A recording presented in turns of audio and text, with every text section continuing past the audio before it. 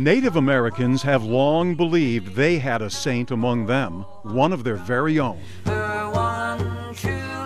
She's always been a saint. The Vatican just finally caught up with it. You know, as far as her native people were concerned, she'd been a saint from day one. Day one was the day she died at the age of 24.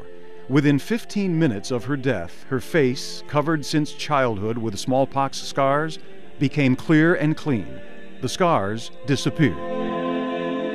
When she did die, the pock marks of her smallpox disappeared, and that when they buried her, the lilies grew from her burial, and that's why she's known as the Lily of the Mohawks. The lily is now a saint, Saint Kateri Tekakwitha. In Mohawk, she is Kateri Tekakwitha, the first ever Native American to be canonized.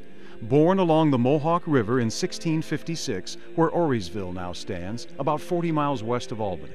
After the smallpox epidemic killed her parents and wiped out her native village, Kateri and other survivors settled on the north bank of the river near Fond.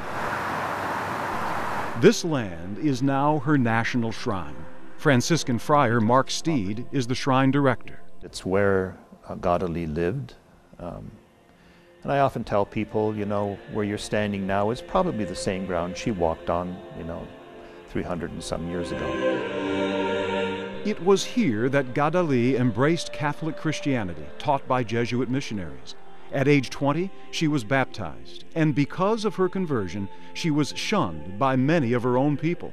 She fled to a Catholic Indian settlement in present-day Quebec, Canada. Her Jesuit biographers say she spent the last 4 years of her life helping the sick and elderly and teaching prayers to children. She took a vow of virginity and would pray on her knees for hours outdoors in the winter as just one means of self-mortification. Illness took her life at 24, but as soon as she died, legend says favors and miracles were granted to those who prayed to Kateri. I always thought she was a saint, and most Native people did think she was a saint.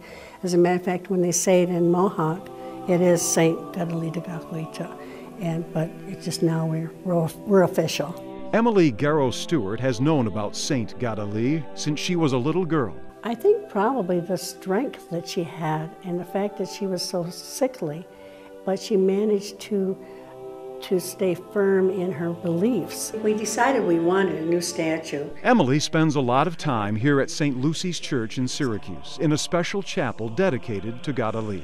Here, Native American spirituality melded with Catholicism decades ago. The stained glass windows commemorate each clan of the Iroquois. And the Native people did all the work. In the late 70s, the pastor at St. Lucy's was Father James Carey. He organized Central New York's efforts to work towards canonization for Kateri, and to this very day, one of his personal treasures is his own relic of the Lily of the Mohawks. You can open it up if you want to, but they made that encasement for it. For Mohawks like Emily and Native Americans everywhere, the elevation of their saint to official sainthood is a watershed moment. It's almost similar to, say, we had a Native American president. That would be the next best thing to Kateri. The best thing about Saint Kateri in the minds of many is the life she lived here along the Mohawk and later in Canada. In this very simple person who died very young, 24 years old, there was a quality of life that lends itself available to all of us today, to be open to listening to the Gospels and seeing within them a way of living and then reaching out to people in the community.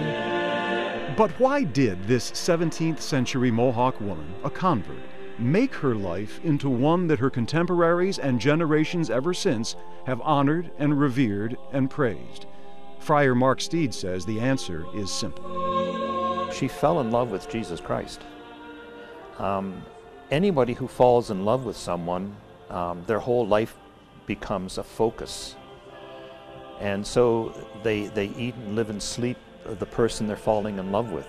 They become the object of every aspect of living that they want to be as well. And I think that's what happened to her.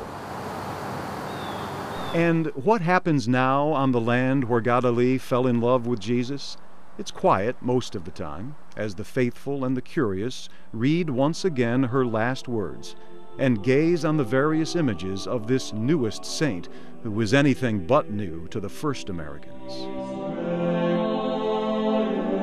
We call this place a place of peace and healing, and that doesn't mean healing, miraculous healing, but people leave feeling, you know, more well put together.